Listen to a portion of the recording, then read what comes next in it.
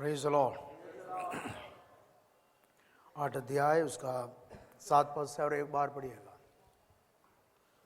क्योंकि यदि वह पहली वाचा निर्दोष होती तो दूसरी के लिए अवसर न ढूंढा जाता, पर वह उन पर दोष लगाकर कहता है, प्रभु कहता है, देखो वे दिन आते हैं कि मैं इज़राइल के घराने के साथ और यहूदा के घराने के साथ नई वाचा बांधूंगा। यह उस वाचा के समान न होगी जो मैंने उनके बाप दादों के साथ उस समय बांधी थी, जब मैं उनका हाथ पकड़कर उन्हें मिस्र देश से निकाल लाया, क्योंकि वे मेरी वाचा पर स्थिर न रहे, इसलिए मैंने उनकी सुधि न ली। प्रभु यही कहता है। फिर प्रभु कहता है कि जो वाचा मैं उन दिनों के बाद इज़राइल के घराने के साथ बांधूंगा, वह यह है कि मैं अपनी व्यवस्था को उनके मनों में डालूंगा और उसे उनके हृदयों पर लिखूंगा, और मैं उनका परमेश्वर ठहरूंगा और वे मेरे लोग ठहरेंगे। और हर एक अपने देश वाले को और अपने भाई को यह शिक्षा न देगा कि तू प्रभु को पहचान, क्योंकि छोटे से बड़े तक सब मुझे जान लेंगे, क्योंकि मैं उनके अधर्म के विषय में दयावंत हूँगा और उनके पापों को फिर स्मरण न करूँगा। नई वाचा की स्थापना से उसने प्रथम वाचा को पुरानी ठहरा दिया, और जो वस्तु पुरानी और जीर्ण हो जाती है उसका मिट जाना अनिवार्य है। या नई वाचा जो मसीह जिसका जामीन है उसकी विशेषताएं कह रहे, और विशेषताएं कहते वक्त इब्रानी विश्वासियों को यह समझा रहे हैं जो उसने कहा है वह परमेश्वर के वचन में लिखा है। इजरायलियों के बीच में पाई जाने वाली एक प्रमुख भविष्यद्वक्ताओं से एक था कौन? यिर्मयाह। उनके द्वारा परमेश्वर ने जो उनसे कहा वही बातों को उल्लेख करके कह रहा है कि तुम्हारी पुरानी वाचा हट जाएगी और नई वाचा स्थापित होगा। और कह यिर्मयाह के द्वारा कही गई वही बात मसीह में पूरा हो गई। ये बातों को समर्थित करने के लिए ये बातें कह रहा है। या प्रभु कहता है, देखो वो दिन आते हैं कि इस्राएल के घराने के साथ और यहूदा के घराने के साथ नई वाचा बांधो। इस्राएल का घराना और यहूदा का घराना, ये दोनों शब्द क्यों लिया? इस्राएल का घराना, इस्राएल सुलेमान के राज्य काल के बाद दो देश क्या हो गया था? दो बट गया था, एक इस्राएल दूसरा यहूदा। इसलिए पूरी इस्राएलियों से वाचा बांध रहा हूं, यह बात प्रदर्शित करने के लिए वो दोनों शब्द इस्तेमाल किया है। यह उस वाचा के समान ना होगी जो मैंने उनके बाप दादों के साथ उस समय बांधी थी, जब मैं उनका हाथ पकड़कर उन्हें मिस्र देश से निकाल लाया, क्योंकि वे मेरी वाचा पर स्थिर न रहे, इसलिए मैंने उनकी सुधि न ली। प्रभु यही कहता है। फिर प्रभु कहता है कि जो वाचा मैं उन दिनों के बाद इज़राइल के घराने के साथ बांधूंगा वह यह है कि मैं अपनी व्यवस्था को उनके मनों पर डालूंगा और उसे उनके हृदयों पर लिखूंगा, और मैं उनका परमेश्वर ठहरूंगा और वे मेरे लोग ठहरेंगे। और यहाँ ये बात है, एक बात और जानने का है, इसमें परमेश्वर यिर्मयाह के द्वारा जो बातें कह रहे हैं, जो नई वाचा की चर्चा कर रहे हैं, यिर्मयाह के द्वारा परमेश्वर किससे बात कर रहे हैं? इस्राएलियों से। तो इस्राएली और यहूदी दोनों कौन है? यहूदा और इस्राएली दोनों कौन है? इस्राएली लोग। तो ये हमारे लिए कैसे लागू होगा? यह हमारे लिए कैसे लागू होगा? ये जरूर है कि यह परमेश्वर ये बातें कहा किससे हैं? इस्राएलियों से।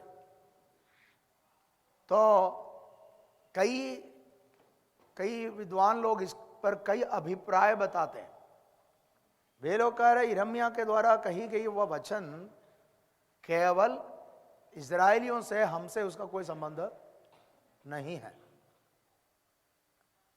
यदि हमसे नहीं है तो फिर हमारे लिए नहीं है। ये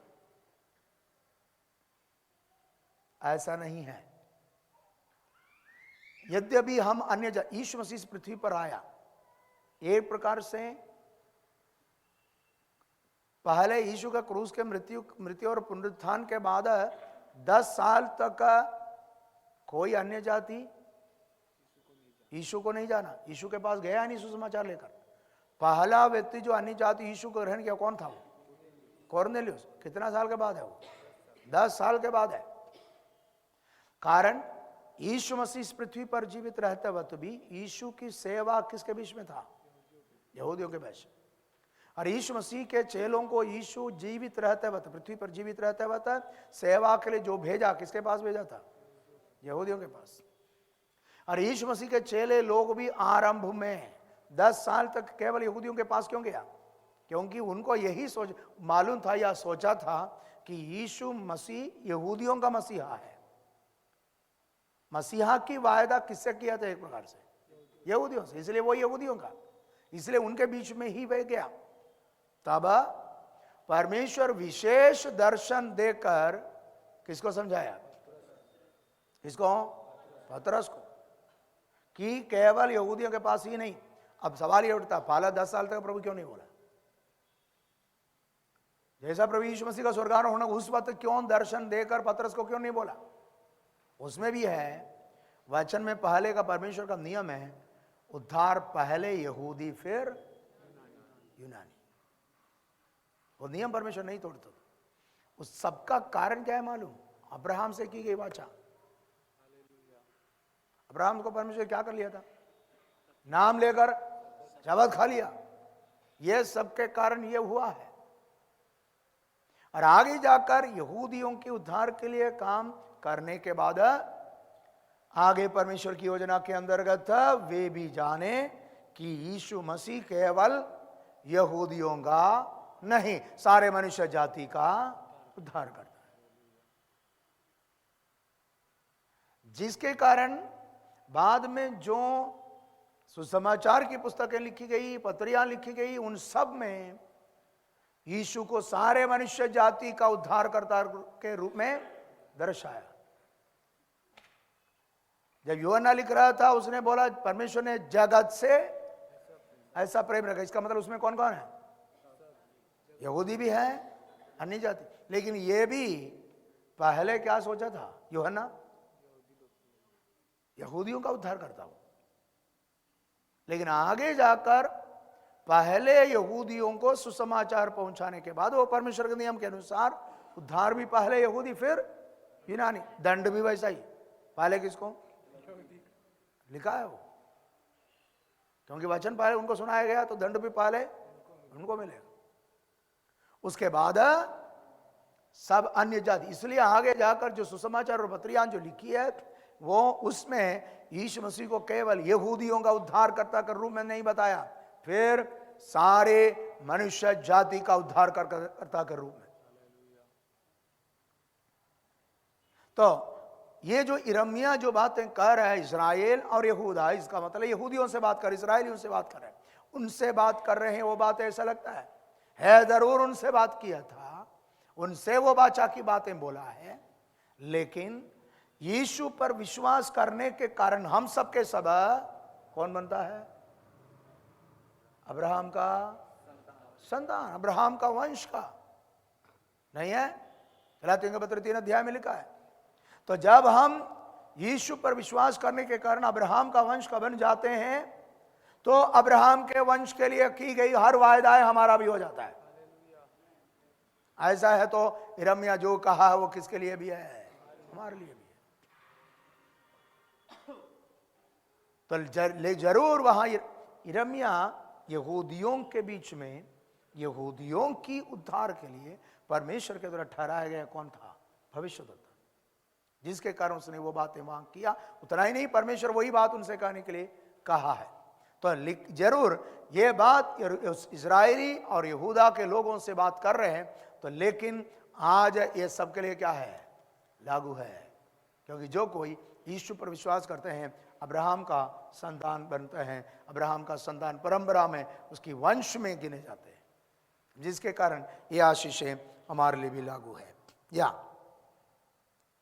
फिर प्रभु कहता है कि जो वाचा मैं उन दिनों के बाद इस्राएल के घराने के साथ बांधूंगा, वह यह है कि मैं अपनी व्यवस्था को उनके मनों में डालूंगा और उसे उनके हृदयों पर लिखूंगा और मैं उनका परमेश्वर ठहरूंगा।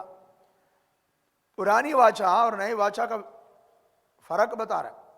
नई वाचा जो है मैं उनके मनों में डालूंगा, हृदयों पर। ऐसा क्यों बोला? पुराना वाचा कहां लिखा था? पत्थर के पटिया पर। यह कहां लिखेंगे? हृदय में। और इसको मैं कहां डालूंगा? मन में डालूंगा। अब पट्टी जो पत्थर का हो, आगे जाकर जो भी चर्मपत्र कहीं भी जो व्यवस्था की बातें लिखा है उसको समझने के लिए पढ़ना पड़ेगा? नहीं है? पुस्तक में लिखा तो क्या करना पड़ेगा? पढ़ना पड़ता, तब समझ में आएगा। लेकिन आपके मन में वो डाला है तो उसकी विशेषता क्या है? आपको पहले से मालूम है। आपको कहीं पढ़ने की जरूरत है नहीं है। वो मन में डाला है। और कहां लिखा है? हृदय पर। व्यवस्था जो पुरानी व्यवस्था कहां लिखा करता था? है? एक पटियाओं में लिखता था, दूसरा है चर्मपत्र, और नहीं, इजरायली को बोला था, बोला तुम अपने घर में रहेगा ना, पूरा दीवार में लिखना। बोला नहीं? बोला है।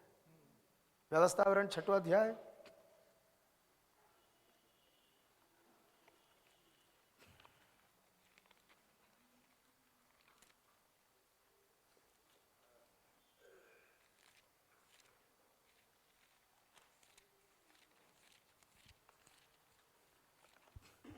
उसका पहला पद से ही पढ़िएगा।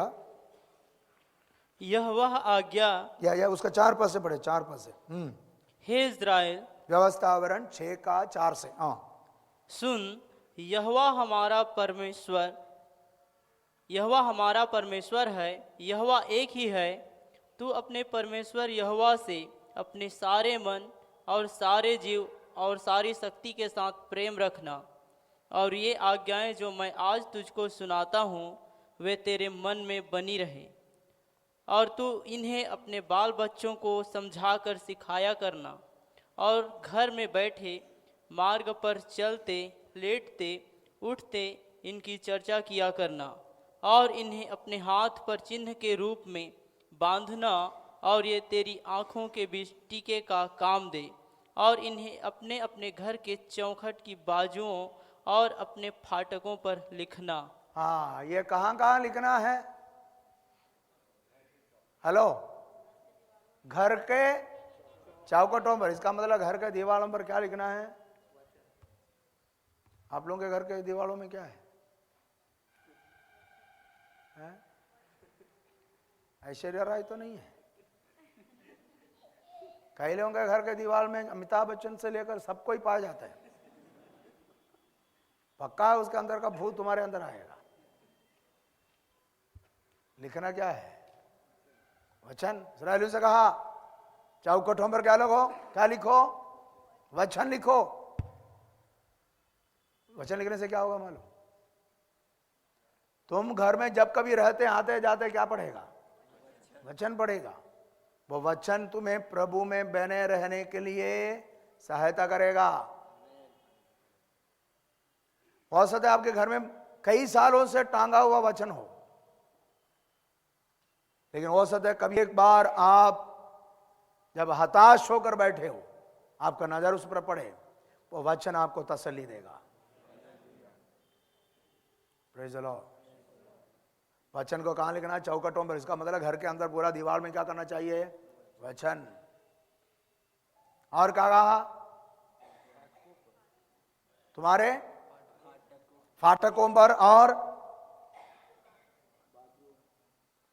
8वां पद, इन्हें अपने हाथ पर चिन्ह के रूप में बांधना, और ये तेरी आंखों के बीच टीके का काम। इन्हें अपने हाथ पर चिन्ह के रूप में बांधना। हाथ पर चिन्ह के रूप में बांधना। आज भी यहूदी बांधता है। आज भी यहूदी क्या बांधता है? वचन। वो विषय आप नेट में जाकर देखें तो आपको मिलेगा वो, उसमें पूरा वचन लिखा हुआ, वो क्या कर रखता है, उसमें बांध कर रखता है। और चौखटों पर जो लिखा है वो भी चौखट पर लिखते हैं लोग। आज भी पूरा यहूदी घर में जो घर द्वारा प्रवेश करते हैं उसके बाहर चौखट पर यह वचन लिखा हुआ एक पट्टी जैसा है, आज भी पाए जाते हैं। वे उन बातों को आज भी मानते हैं। यदि भी पढ़ता है मानता है कि क्या माने, वे उस वचन के अनुसार करने के प्रयास करता है, लेकिन वे वचन में कार्य वे उसको क्या नहीं कर पाया है, पूरा नहीं कर पाया। ये एक प्रकार से परमेश्वर का वचन हमारे घर में, हमारे दीवालों में होना चाहिए। हाथ में तो ठीक है, नहीं बांध सकते, वो अलग बात है। और मन में देखो वहां क्या कर रहे हैं, तू अपने 5वां पद, तू अपने परमेश्वर का परमेश्वर यहोवा से अपने सारे मन, सारे जीव और सारी शक्ति से प्रेम रखना, और ये आज्ञा जो मैं आज तुझे सुनाता हूं वे तेरे मन में बनी रहे। जो सुन रहा है उसको कहां रखो, मन में। और तू उन्हें अपने बाल बच्चों को समझाकर सिखाया करना। हेलो, बाल बच्चों को वचन सिखाना किसका काम है? पादरी का नहीं है, संडे स्कूल टीचर का भी नहीं है, किसका? माँ बाप का। क्या सिखाने का? वचन सिखाने का। कब सिखाएगा है? कब सिखाना है? जब बिगड़ जाएगा तब सिखाने लगना है। वचन सिखाना कब है? बचपन से। ये बच्चे बचपन से समझता है क्या? नहीं समझता।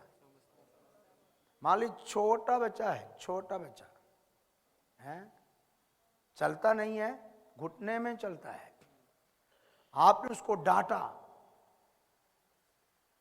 मान ली सीढ़ी चढ़ रहा है, आपने सीढ़ी नहीं चढ़ना ऐसा डांटा है, तो पक्का चढ़ेगा, लेकिन चढ़ने से पहले मुड़ कर आपको देखेगा। नहीं है क्या? नहीं है? वो मुड़कर आपको देखता है ना, क्यों देखा?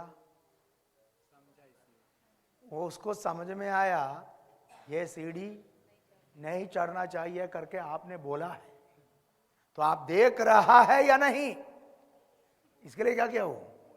इसका मतलब वो क्या किया? वो समझ गया। आपका डांट वो समझता है, तो वचन नहीं समझेगा। हेलो, मेरी बात को समझ रहे क्या? आपका डांट वो समझ सकता है, तो भजन संहिता भी समझ सकता है।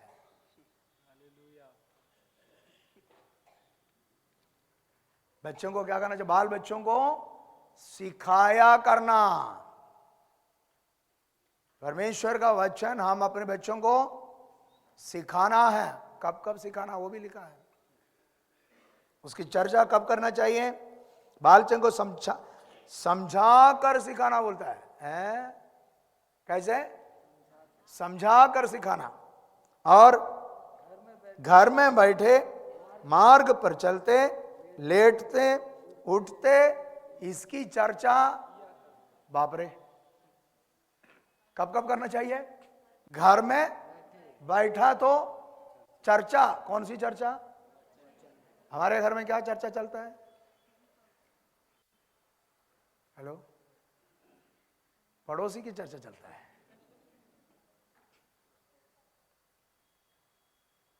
घर में बैठे चर्चा करना चाहिए, बैठा तो चर्चा, और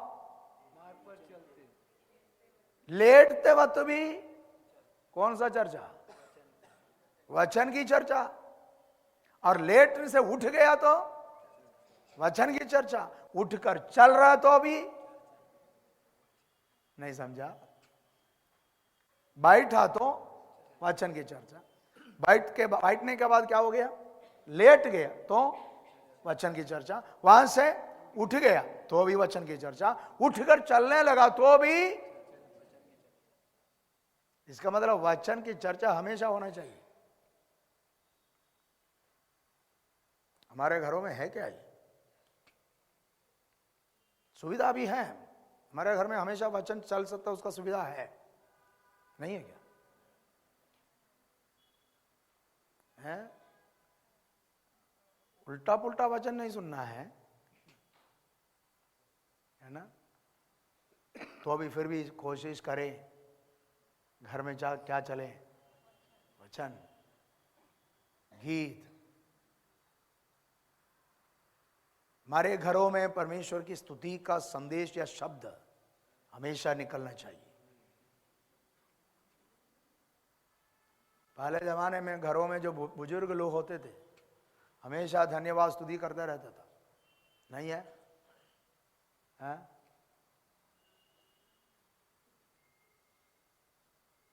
आजकल रात को 1, 2, 3 बजे सोते हैं, तब तक क्या देखता रहता है? मोबाइल। उसके बाद सुबह उठेगा कहाँ? उसके उठता कितना बजे? 11 बजे। पहले 4 बजे उठना था, नहीं है क्या?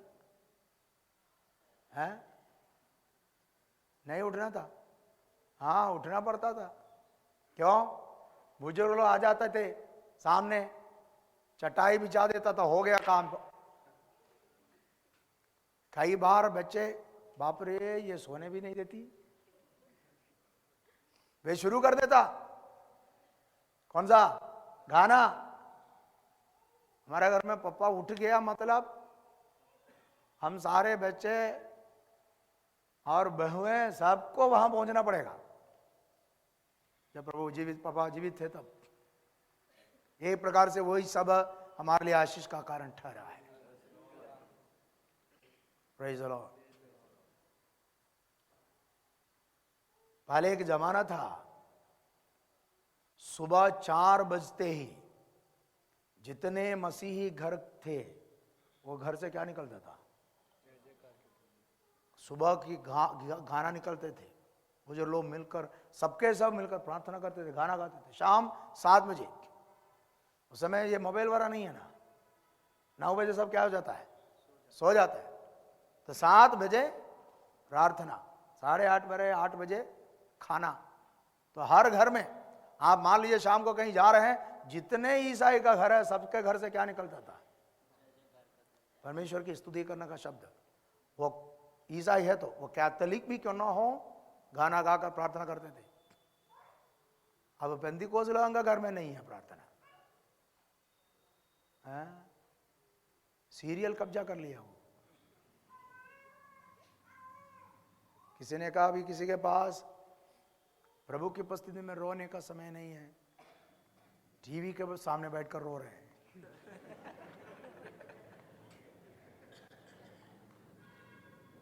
हेलो, नहीं है क्या? क्या देख के? हाँ, सीरियल देख। पहले स्त्री लोग देखते थे, अभी पुरुष भी शुरू कर दिया है।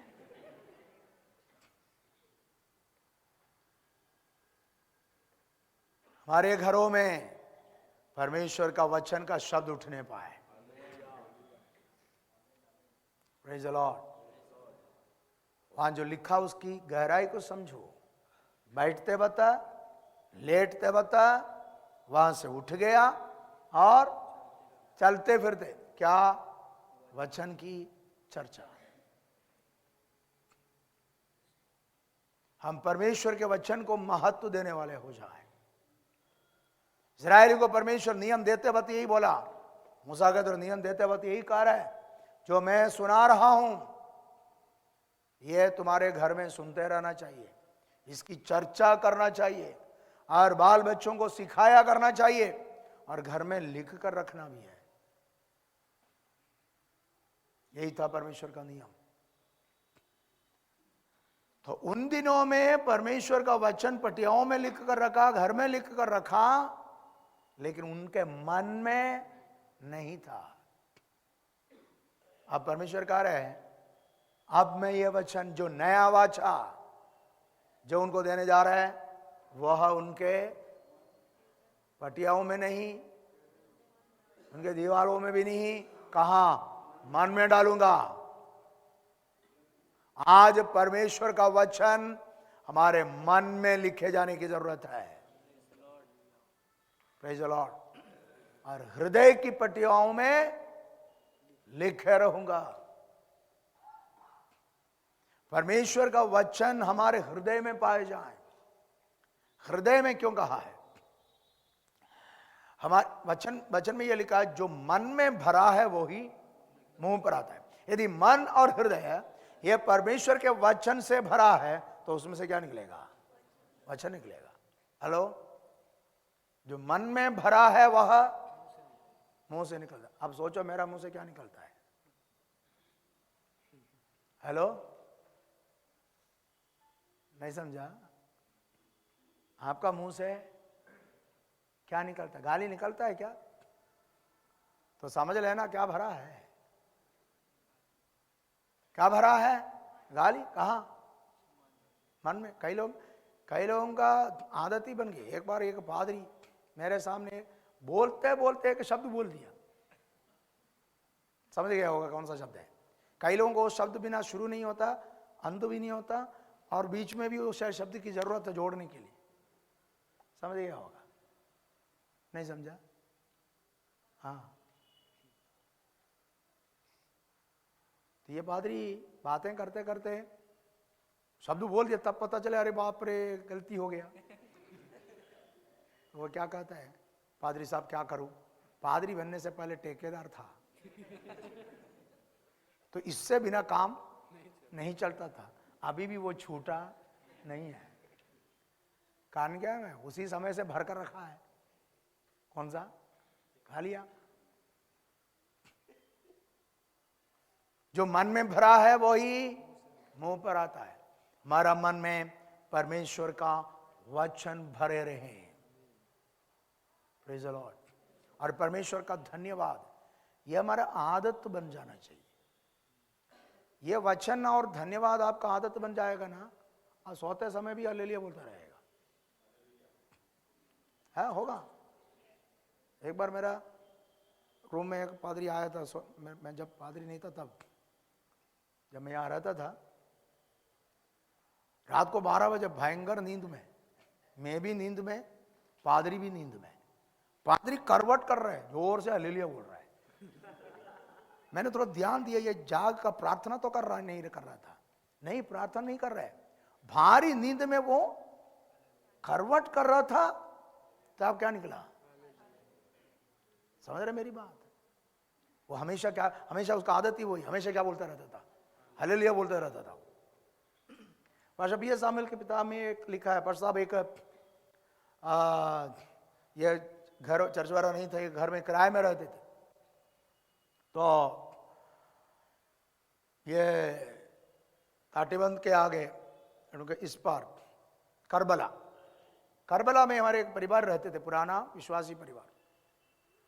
उससे रिलेटेड कोई उसमें संबंधित किसी परिवार के एक जन को दुष्टात्मा पकड़ा। क्या पकड़ा? दुष्टात्मा। तो पार साहब को बुलाने के लिए यहां आया, घर में जहां पार साहब रह रहे। तो आया तो अंदर पार साहब प्रार्थना कर रहे हैं। तो पार साहब प्रार्थना कर रहे हैं तो कोई उसको जाकर बुलाने के लिए हिम्मत नहीं रखता। वो भी अन्य भाषा में बातें कर रहे हैं। यह बंदा जो बुलाने के लिए आया बैठा रहा। 1 घंटा हो गया तो ही प्रार्थना खत्म नहीं हो रही। और वहां क्या है? दुष्टात्मा। 1 घंटा 2 घंटा हो गया तो पार साहब का अन्य भाषा जो प्रार्थना, कमरा बंद करके प्रार्थना कर रहे हैं, अन्य भाषा में आराधना कर रहे हैं। तो 2 घंटा हो गया, शाम होते जा रहे हैं। तो हिम्मत करके खटखटाया। पार साहब आकर दरवाजा खोला तो उसने बोला, पार साहब क्षमा करना, मैं 2 घंटे से यहाँ बैठा हूँ, आप प्रार्थना करते जा रहे हैं, मुझे लगता है कि प्रार्थना बंद नहीं होगा। वहाँ ऐसा क्या हो गया? घटना हो गया, दुष्टात्मा ग्रसित हो गया। पार साहब पूछा, तू कब से आया? बोला 2 घंटे से आया। तो क्या सुना? बोला आप प्रार्थना कर रहे हैं। क्या प्रार्थना कर रहे हैं? अन्य भाषा बोल रहे हैं। अरे भैया मैं 3 घंटे से सो रहा हूँ।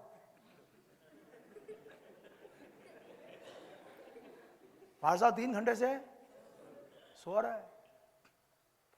ये क्या सुन रहा है? अन्य भाषा। समझ रहे मेरी बात? मतलब सोते वक्त भी परमेश्वर की आराधना क्या हमसे होता है? ये कई बार मैं भी चाहा प्रभु ऐसा हो। परमेश्वर की उपस्थिति के अनुभव, अनुग्रह यदि हम पाया है, हम सोते वक्त भी उस परमेश्वर का संबंध में रहेगा। Praise the Lord. वो क्योंकि हमेशा परमेश्वर की उपस्थिति में, आराधना में, चलते फिरते परमेश्वर की आराधना करते रहते थे वे सब। भाषा जब प्रार्थना करते थे इतना लवलीन उसमें हो जाता थी। मेरे एक मामा रहता था यहाँ, वो कहता था जब पासा प्रार्थना करता है ऐसा घुटना टेक कर अपने पैर और हाथों को दोनों घुटना टेक कर प्रार्थना किया करता था। वो प्रार्थना करते वक्त जाकर हिलाकर बुला दे तो भी पता नहीं चलता था, हिला दे तो भी उनको पता नहीं चलेगा कि कोई उनको हिला रहा है। फारसा किताब में अपनी जीवनी में उसने उस बात को लिखा है। एक बार गांव में सेवा शुरू करके निकलने से पहले वो प्रार्थना करने के लिए पहाड़ों में जाता था। एक चट्टान पर बैठकर प्रार्थना कर रहा था। वो चट्टान के नीचे से एक रास्ता है, वहां से आगे एक मंदिर है। वो मंदिर में जो ये बजा कर जाते ना, क्या वो कौन सा, ये ढोलक और बजा के, ये बजाकर भयंकर भीड़ जा रहा है, इतना हल्ला करके जा रहा है। ठीक ऊपर पासा बैठकर प्रार्थना कर रहे हैं, लेकिन उतना वो लोग जाने के बाद भी, इतना आवाज होने के बाद भी पारसा को पता नहीं चला। उतना कॉन्सेंट्रेट होकर प्रार्थना किया करता था। भक्त लोगों की विशेषता वही है, वे हमेशा परमेश्वर का वचन और उसकी आत्मा से भरे रहते थे। और प्रभु चाहते हैं कि हम अपने मनों में उसका वचन लिखने वाले हो जाएं। और परमेश्वर यिर्मयाह के द्वारा कह रहा है कि मैं उनके मनों में वचन डालूंगा और उन हृदय के पटियाओं में लिखूंगा। या और मैं उनका परमेश्वर ठहरूंगा और वे मेरे लोग ठहरेंगे। नई वाचा के द्वारा मिलने वाले अनुग्रह है। मैं उनका परमेश्वर और वे मेरे लोग ठहरेंगे। 11वां पद, और हर एक अपने देश वाले को और अपने भाई को यह शिक्षा ना देगा कि तू प्रभु को पहचान, क्योंकि छोटे से बड़े तक सब मुझे जान लेंगे। मसीह यीशु के द्वारा मनुष्य जाति को मिलने वाले अनुग्रह के बारे में यिर्मयाह नबी के द्वारा परमेश्वर कह रहा है, सब कोई किसको जानेगा? परमेश्वर को जानेगा। कोई किसी को बताने की जरूरत नहीं पड़ेगा कि तू प्रभु को जान, परमेश्वर को जान। छोटे से लेकर बड़े तक का परमेश्वर को पहचानेगा और उसको जान लेगा, क्योंकि मैं उनके अधर्म के विषय में दयावंद हूंगा और उनके पापों को फिर स्मरण ना करूंगा। परमेश्वर यिर्मयाह नबी के द्वारा इस्राएलियों से बातें करके कह रहा, एक दिन आएगा कि मैं उनका पाप को स्मरण क्यों? इजरायली लोग पाप की क्षमा के लिए बलि और चढ़ा रहे हैं, लेकिन उनका पाप की क्षमा नहीं हो रहा है। उनको भी मालूम है। हेलो, उनको क्यों मालूम? क्योंकि पाप की क्षमा हो रहा है तो कौन सा? अनजाने में जो किया उसका, जानबूझकर किया तो, हेलो, जानबूझकर किया तो उसका पाप क्षमा नहीं हुआ। उनको मालूम है मैं पापी हूं।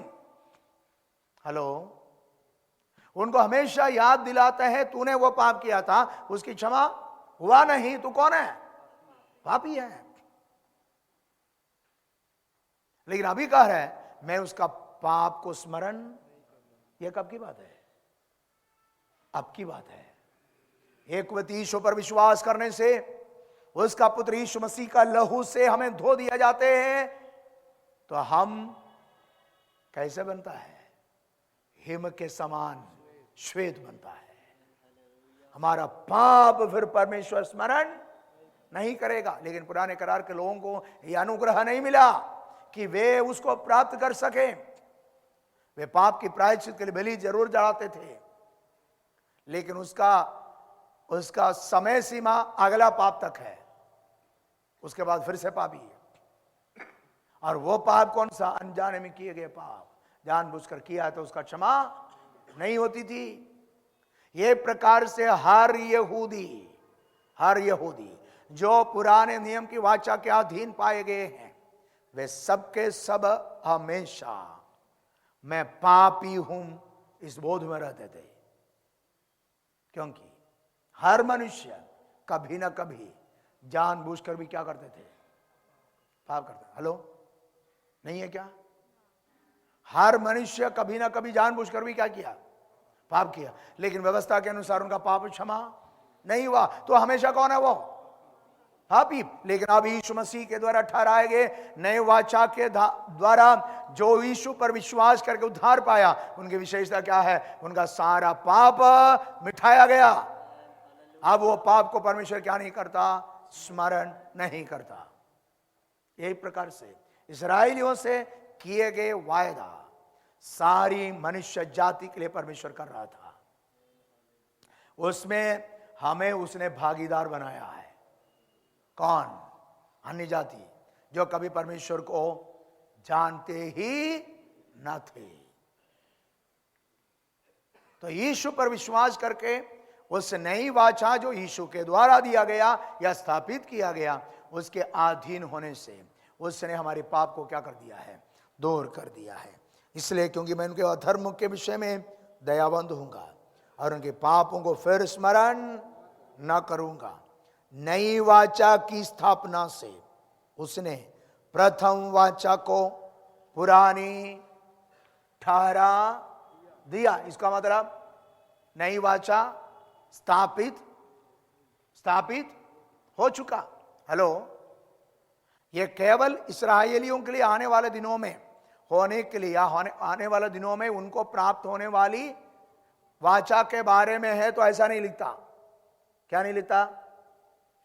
नई वाचा की स्थापना से पुराना प्रथम वाचा पुरानी ठहरा दिया। इसका मतलब नया वाचा की स्थापना हो चुका है। वो किसके द्वारा है? प्रभु यीशु मसीह के द्वारा। तो नई वाचा की स्थापना से उसने प्रथम वाचा को पुरानी ठहरा दिया, और जो वस्तु पुरानी और जीर्ण हो जाती है उसका मिट जाना अनिवार्य है। जो वस्तु क्या हो गया?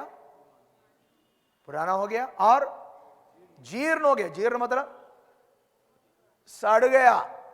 कोई चीज सड़ने के बाद कोई काम का है क्या? हेलो, कितना भी कीमती फ्रूट्स को ना हो, सड़ गया तो कोई काम का है? नहीं है। पुरानी वाचा के बारे में कह रहा, वो क्या हो गया? जीर्ण हो गया। नई वाचा आने से पुरानी जो पहले का वाचा है वो क्या हो गया? पुराना हो गया। इसका मतलब एक नया नियम आने से अपने आप पुराना नियम कैंसिल होता है। नहीं है क्या? हमारे देश में, कोई भी देश क्यों ना हो, हमेशा नया नियम लागू होते रहता, नहीं है? नया नियम बनता है जरूर। उससे संबंधित पहले का एक नियम है, उसी से संबंधित का एक नया नियम बनता है। तो अपने आप पुराना नियम क्या हो जाता है? कैंसिल हो जाता है। वो फिर लागू नहीं होगा। आगे जाकर कहीं कोर्ट में या कहीं उसका मुकदमा चले, पुराना नियम जो था उसके आधार पर नहीं होगा, बल्कि नया नियम जो बनाए उसके आधार पर होंगे। ऐसा है तो नया नियम जो प्रभु यीशु मसीह जिसका जामीन है उसको स्थापित किया गया है, तो पुराना नियम क्या हो गया? वो जीर्ण हो गया। ऊपर कहा लोप हो गया और वो मिट गया। इसका मतलब वो नियम अब हम पर लागू नहीं है।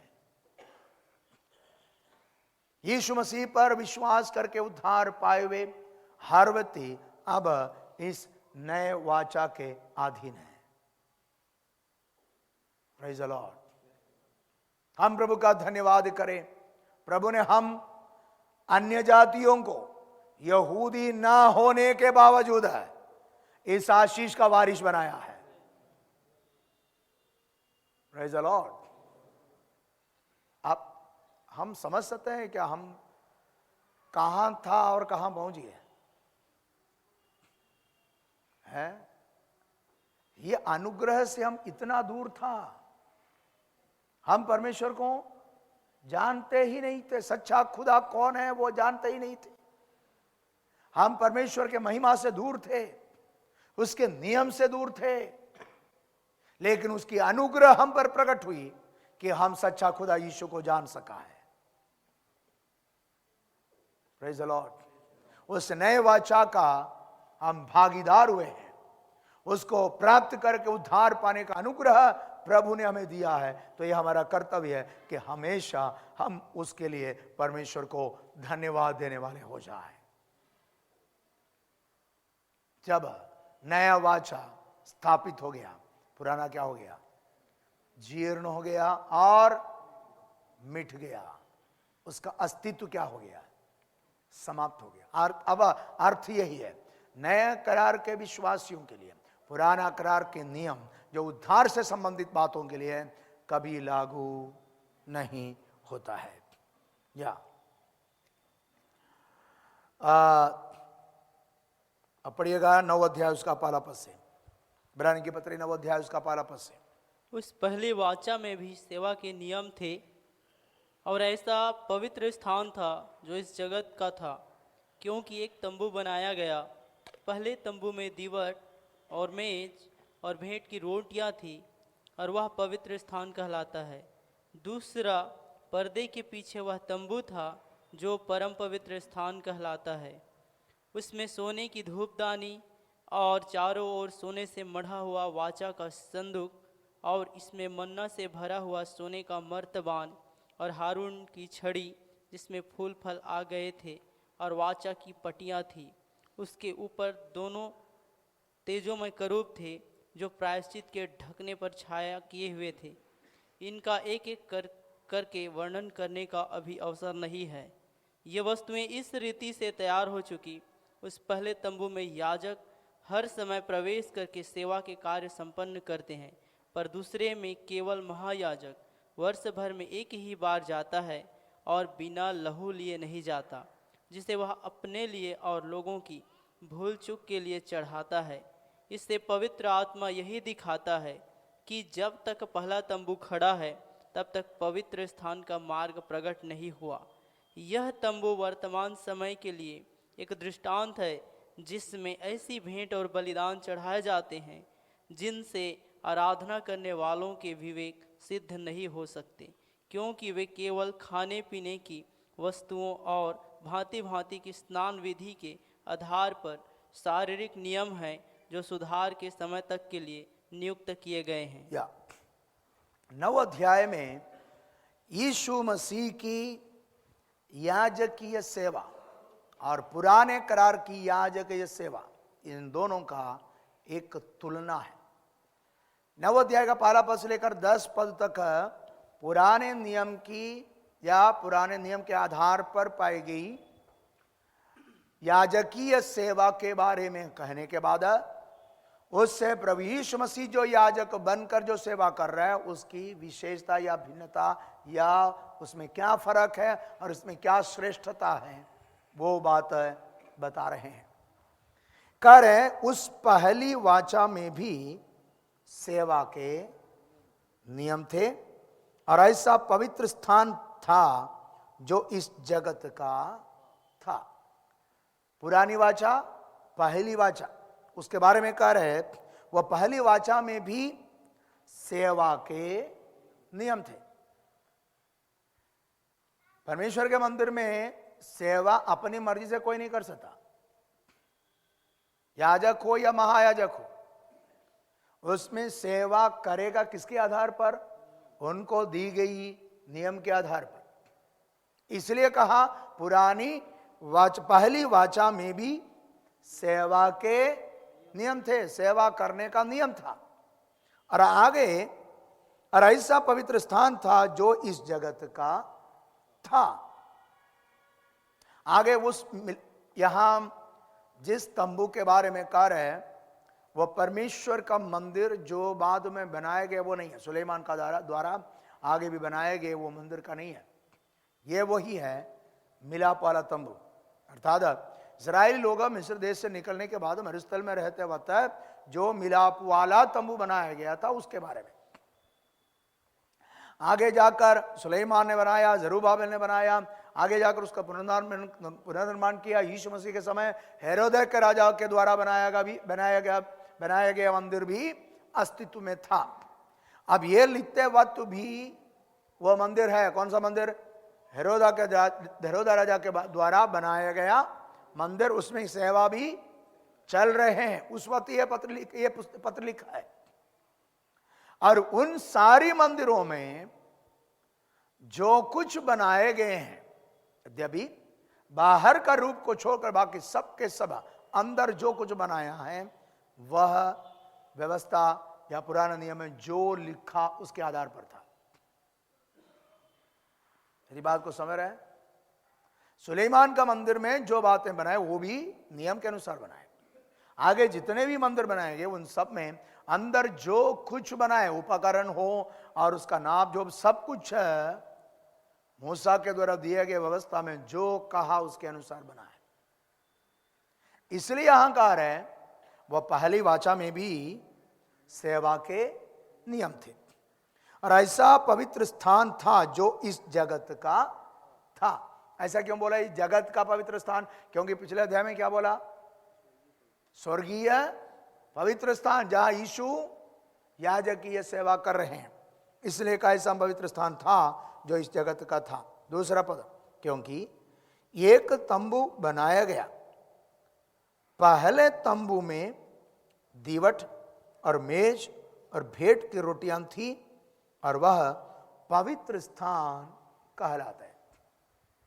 अब यहां मिलाप वाला तंबू का वर्णन है।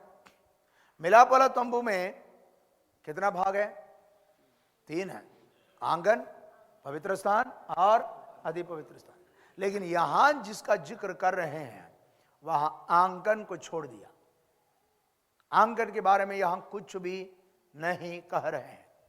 यहां सीधा 2 जो स्थान, एक पवित्र स्थान, दूसरा अति पवित्र स्थान, उसके बारे में कह रहे या कह रहे क्योंकि एक तंबू बनाया गया, पहले तंबू में दीवट और मेज और भेंट की रोटियां थी और वह पवित्र स्थान कहलाता है।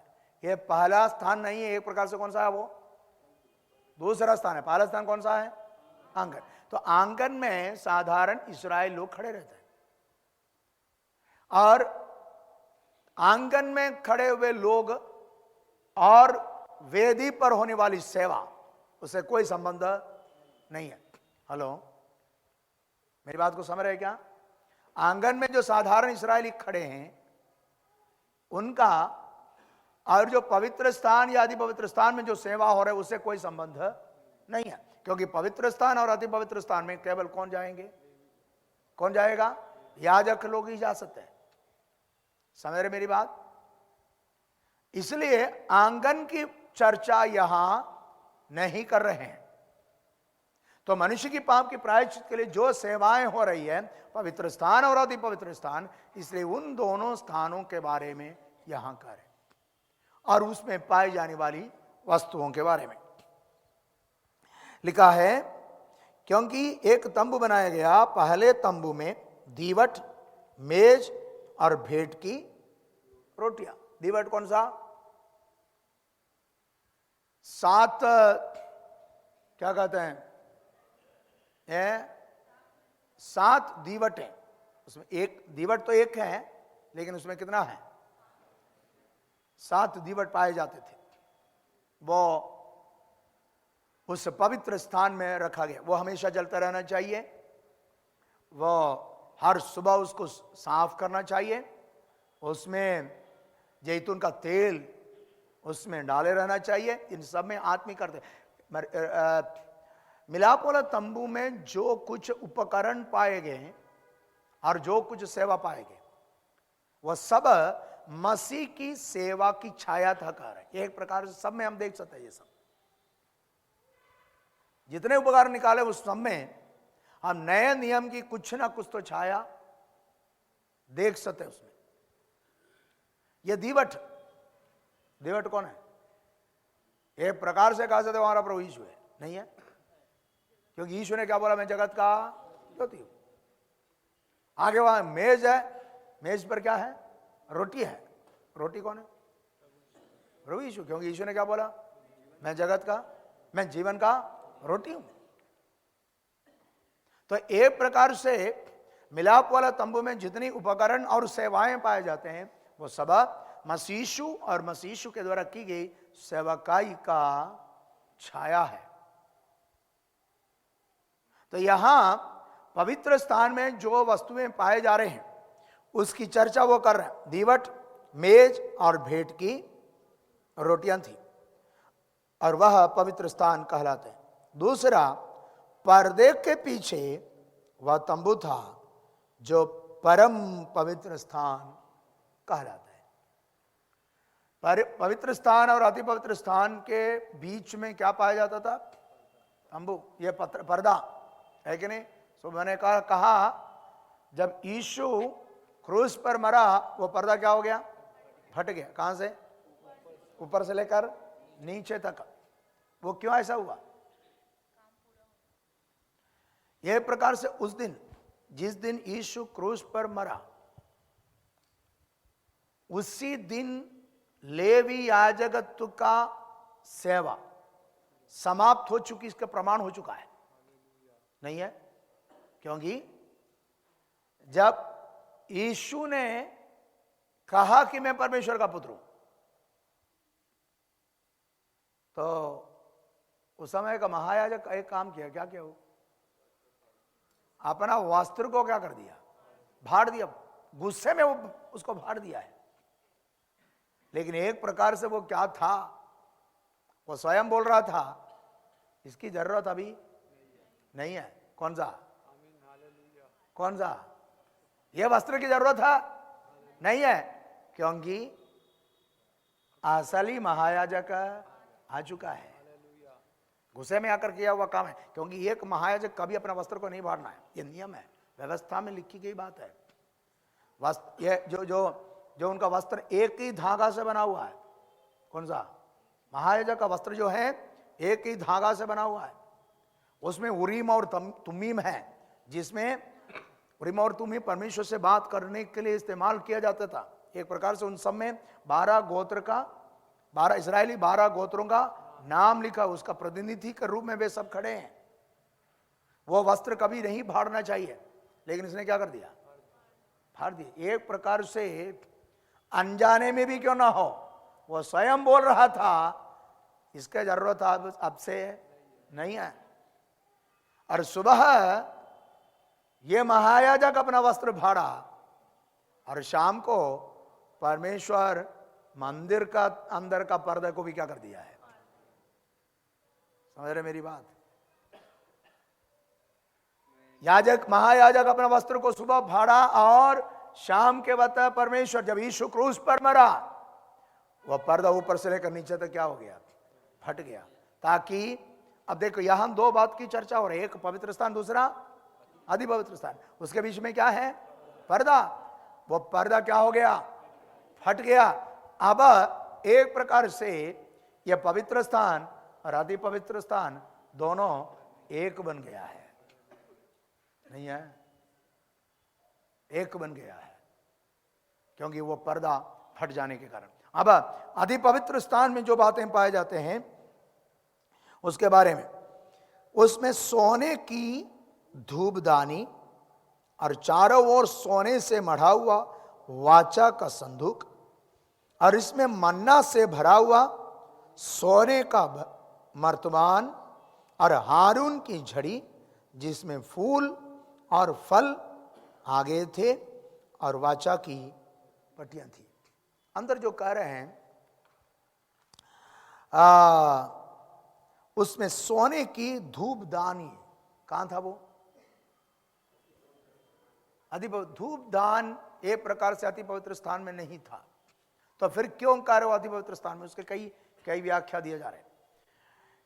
ये महायाजक जब अति पवित्र स्थान में प्रवेश करते हैं, उसके हाथ में क्या रहता है? धूपदान रहता है। उसमें क्या डालते हैं? सुगंध द्रव्य डालते हैं। उसमें से क्या निकलते हैं? धुआं निकल। इसको लेकर जा रहे हैं अंदर। इसका मतलब ये कहां पर है? बाहर है। तो फिर क्यों बोला अंदर है? वो इसलिए बोला जब महायाजक इसको लेकर अंदर गया है तो ये भी कहां है? समझ रहे मेरी बात? समझ रहे हैं? क्योंकि यह है जरूर कहां? बाहर रखा था, लेकिन इसके द्वारा सेवा हो रहा है। सेवा होते वक्त यह कहां पर है? कहां पर है? अति पवित्र स्थान में है, क्योंकि महायाजक के हाथ में है यह। इसलिए हो सकता है वह उसके अति पवित्र स्थान में पाए जाने वाले वस्तुओं में उसका नाम दिया है। या और आगे कह रहे हैं, और चारों ओर सोने से मढ़ा हुआ वाचा का संदूक। और वाचा का संदूक में क्या क्या है वो बताएं। उसमें मन्ना से भरा हुआ सोने का मर्तबान और हारून की झड़ी जिसमें फूल और फल आगे और वाचा का पट्टियां थी। कल मैंने यह बात कहा था, यह संदूक के अंदर ये तीनों बात किस बात का दर्शा रहे? इस्राएलियों का पाप। तीनों बार वे परमेश्वर के विरोध में काम किया। जो आज्ञा की पट्टियां हैं तो उस बात का प्रमाण है। जिस दिन मिला उस दिन क्या किया? पहले आज्ञा का ही किया, पहली आज्ञा का उल्लंघन किया। देखो, परमेश्वर का नया वाचा मैं उनके मनों में डालूंगा और हृदयों में लिखूंगा। पहले कहां लिखा था? पट्टियों में। इसलिए क्या हुआ? जिस दिन मिला उसी दिन उसका क्या हो गया? उल्लंघन हो गया। नहीं है? जिस दिन मूसा को परमेश्वर ने वो दिया उसको लेकर आ ही रहा था, उसका पहली आज्ञा का उल्लंघन कहां हो रहा है? नीचे हो रहा है। इसलिए अब वो नियम कहां लेकर आए? कहां लेकर आए? मनों में और हृदयों पर। तो ये उसका पाप का प्रतीक है। दूसरा, उसमें जो पाया जाता है तो कौन सा है? हारून की झड़ी, जो उनके याजकत्व के विरोध में बातें उठी है। तो परमेश्वर ने प्रमाणित किया इसके द्वारा कि हारून को मैंने चुन लिया है। नहीं है? क्योंकि एक ही रात में क्या आया? फूल आया और फल आया। अब कह रहे हैं हारून की झड़ी जिसमें फूल और फल आया, कहां रखा है? कहां रखा है? वाचा के संदूक में। इसका मतलब यह संदूक, यह पत्र लिखते वक्त भी वो संदूक कहां पर है? कहां पर है? मंदिर में है। समझ रहे मेरी बात? यह कहां पर है? वो मंदिर में है। अब वो मंदिर में मन्ना भी है और क्या भी है? ये हारून की झड़ी है जिसमें क्या भी है? फूल। और इसका मतलब इतना साल होने के बाद भी वो है उसमें, तब तो रह रहा वो। हेलो, नहीं है? फिर ये मन्ना रखा हुआ मर्दमान, मन्ना, ये सब इस्राएलियों का एक प्रकार से पाप का प्रतीक था। परमेश्वर के विरोध में काम किया वो उसका प्रतीक है। और उसको क्या कर रखा है? ढाक कर रखा है। उठाकर देखो तो क्या दिखेगा? ये पुराने नियम में इस्राएलियों की अवस्था को बताने के लिए रखे गए थे। ये तीनों,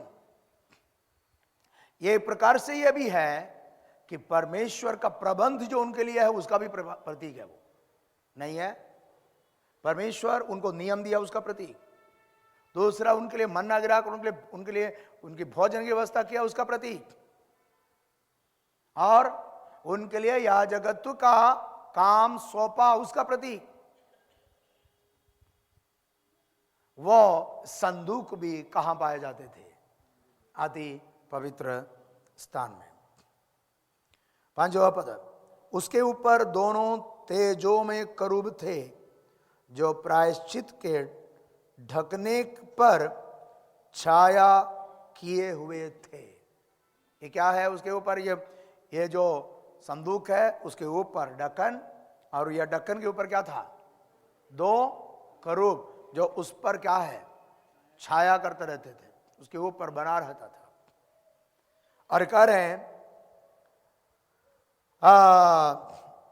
तेजों में करूब थे जो प्रायश्चित के ढकने पर छाया किए हुए थे। इनका एक एक करके वर्णन करने का अभी अवसर नहीं है। लेखक बोल रहा है इसमें और बहुत सा कुछ है, इन सबके बारे में लिखना, उसके बारे में व्याख्या करना, बताना अभी अवसर नहीं है। क्यों? क्योंकि क्या कर रही है? लिख रहा है। मैंने कहा ना, ये पुराने नहीं, प्राचीन काल की सबसे लंबी चिट्ठियों में से एक है। कौन सा है? ये सारी पत्री, इब्रानी की पत्री सब, क्योंकि बहुत लंबा है, हाथ से लिख रहे हैं, इसलिए कह रही है सब लिखने का अभी अवसर नहीं है। 6वां पद से, या ये वस्तुएं इस रीति से तैयार हो चुकी उस पहले तंबू में याजक हर समय प्रवेश करके सेवा के कार्य संपन्न करते थे। ये वस्तुएं इसी रीति से तैयार हो चुकी उस पहले तंबू में याजक हर समय प्रवेश करके सेवा के कार्य। जब इस्राएल कोई भी एक व्यक्ति अपने पाप के प्रायश्चित के लिए जाते हैं तो ये महायाजक के पास जाते हैं या याजक के पास जाते हैं, वे उस कार्य को करने के लिए हमेशा वहां तैयार रहते थे। वो काम उनको करना था, वो हमेशा उस कार्य को किया करते थे। यहां एक शब्द ये बात यह आता है, वहां जो 6वां पद में जो लिखा है, यह वस्तु इस रीति से तैयार कुछ की उस पहले तंबू में याजक हर समय प्रवेश करके सेवा का कार्य संपन्न करते हैं। पहले तंबू कौन सा है? पहला कौन सा है?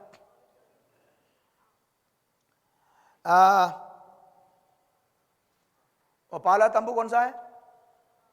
उसका दूसरा पद देखिए, क्योंकि एक तंबू बनाया गया, पहले तंबू में दीवट। तो यह कौन सा है? पवित्र स्थान।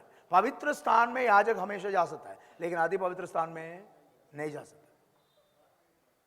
अजय, या साल में एक बार ही वहां जा सकते थे, या पर दूसरे में केवल महायाजक वर्ष भर में एक ही बार जाता है और बिना लहू लिए नहीं जाता, जिसे वह अपने लिए और लोगों की फूल चुक के लिए चढ़ाता है। पवित्र स्थान में कोई भी याजक हर दिन जा सकता है, हर दिन जाएंगे, लेकिन अति पवित्र स्थान में महायाजक साल में एक बार जाएगा। भी कैसे? कैसे? लहू लेकर। किसकी? पाप के प्रायश्चित के लिए, अपना और सारे इजरायलियों का। याद रखना, यह महायाजक उस अति पवित्र स्थान में इजरायलियों का और अपना पाप के प्रायश्चित के लिए बलि चढ़ाए हुए उस लहू को लेकर जाने से पहले स्वयं अपनी पाप की प्रायश्चित के लिए क्या करना पड़ता था? क्या करना पड़ता था? बलि चढ़ाना पड़ता था। अन्य लोगों की पाप की प्रायश्चित के लिए जैसा बलि चढ़ाते थे, वैसा इनको भी अपनी पाप की प्रायश्चित के लिए पहले बलि चढ़ाना पड़ता था। उसके बाद सब इस्राएली, उसमें इनका भी है नाम, ये भी उसमें शामिल है, इनका भी पाप की प्रायश्चित के लिए लहू लेकर कहां जाते हैं? अति पवित्र स्थान में जाते थे। वहां लिखा, देखो एक शब्द देखिए, जिसे वह अपने लिए और लोगों की फूल चूक जो हुआ उसके लिए, जानबूझकर जो हुआ उसके लिए नहीं है, वो स्वयं उनको भी मालूम, याजक जो वो काम कर रहा है उनको भी मालूम है। पुराने नियम की विधि की सबसे बड़ी विशेषता यही था, जानबूझकर की जाने वाली पाप की क्षमा नहीं होते थे। 8वां पद, इससे पवित्र आत्मा यही दिखाता है कि जब तक पहला तंबू खड़ा है तब तक पवित्र स्थान का मार्ग प्रकट नहीं हुआ। पहला स्थान कौन सा? पहला स्थान कौन सा? इससे पवित्र आत्मा यही दिखाता है कि जब तक पहला तंबू खड़ा है तब तक पवित्र स्थान का मार्ग प्रकट। यहां जो कहा गया पवित्र स्थान कौन सा है?